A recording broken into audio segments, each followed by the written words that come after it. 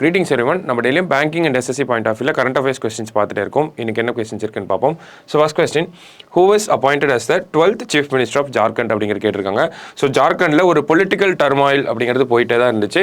So அதனுடைய பேக்ரவுண்டில் என்ன இருந்துச்சு அப்படின்னா, ஹேமந்த் சோரன் தான் ஆல்ரெடி 11th சீஃப் மினிஸ்டராக இருந்திருப்பாரு. ஸோ என்ஃபோர்ஸ்மெண்ட் டைரக்டரேட் அவரை அரெஸ்ட் பண்ணிட்டாங்க. So he resign from the chief minister post. சரிங்களா?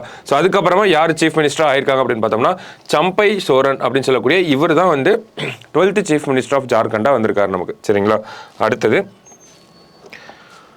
Bharat rice will be sold at how many rupees per kilogram அப்படிங்கிறத கேட்டிருக்காங்க. ஸோ பாரத் ரைஸ் அப்படிங்கிறத சென்ட்ரல் கவர்மெண்ட் இன்ட்ரடியூஸ் பண்ணியிருக்காங்க.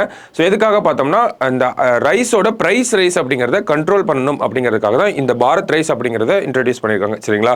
ஸோ அது பெர் கேஜிக்கு எவ்வளோ அப்படின்னு சொல்லியிருக்காங்கன்னா 29 rupees பெர் கேஜி அப்படிங்கிறத சொல்லியிருக்காங்க. ஸோ அது இல்லாமல் நமக்கு பாரத் ஆட்டா அண்ட் பாரத் கிரெயின்ஸ் அப்படிங்கிறதெல்லாம் இருக்குது. சரிங்களா?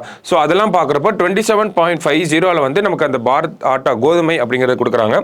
60 rupeesல வந்து அந்த வெள்ளை சுண்டல் இருக்கு இல்லையா, ஸோ அதை வந்து பாரத் பருப்பு அப்படிங்கிற அந்த ஒரு நேம்க்கு கீழே நமக்கு கொடுத்துட்டு இருக்காங்க. ஸோ இந்த கொஸ்டினை பொறுத்த வரைக்கும் பாரத் ரைஸ் அப்படிங்கிறத கேட்டிருக்காங்க. ஸோ அது 29 per kg அப்படிங்கிறத சொல்லியிருக்காங்க. 5 kg அண்ட் 10 kg பேக்கிங்காக வந்து வரும் அப்படிங்கிறதையும் சொல்லியிருக்காங்க. சரிங்களா? ஸோ அடுத்த question, Davis cup 2024 tournament is held in which country அப்படிங்கிற கேட்டிருக்காங்க. ஸோ டேவிஸ் கப் 2024 அப்படிங்கிறது, டேவிஸ் கப் அப்படிங்கிறது நமக்கு டென்னிஸில் வரக்கூடிய ஒரு டோர்னமெண்ட்டாக இருக்குது. சரிங்களா? ஸோ இந்த 2024 எடிஷன் எங்கே நடக்குது அப்படின்னா நமக்கு பாகிஸ்தானில் தான் வந்து நடக்குது. சரிங்களா? ஸோ அடுத்த question, world cancer day is observed every year on அப்படிங்கிற கேட்டிருக்காங்க. ஸோ வேர்ல்ட் கேன்சர் டே எப்போ நம்ம அப்சர்வ் பண்ணுறோம் அப்படின்னா February 4 தான் வந்து வேர்ல்டு கேன்சர் டேவாக நம்ம அப்சர்வ் பண்ணிட்டே வரோம். சரிங்களா?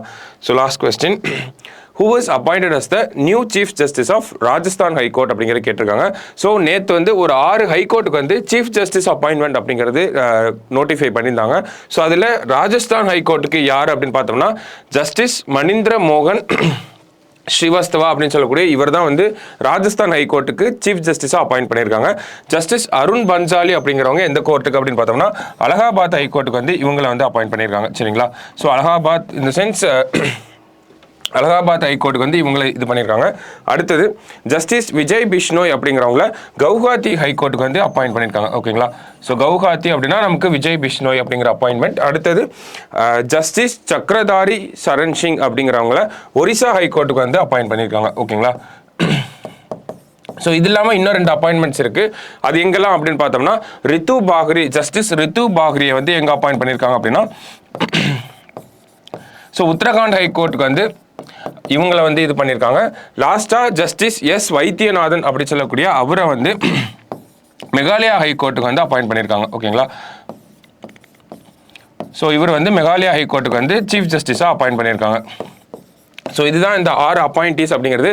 ராஜஸ்தான் ஹைகோர்ட்டுக்கு மோகன் ஸ்ரீவாஸ்தவா, அருண் பன்சாலி அலகாபாத்துக்கு, விஜய் பிஷ்னோய் கவுஹாத்தி, சக்கரதாரி சரண் சிங் அப்படிங்கிறவங்க ஒரிசா, ரித்து பாக்ரி உத்தரகாண்ட், அடுத்தது வைத்தியநாதன் அப்படிங்கிறவங்கள மெகாலயா ஹைகோர்ட்டுக்கு வந்து அப்பாயிண்ட் பண்ணியிருக்காங்க. ஸோ இதுதான் இந்த 6 அப்பாயின்மெண்ட்ஸ் நோட்டிஃபை பண்ணப்பட்டிருக்கு. சரிங்களா?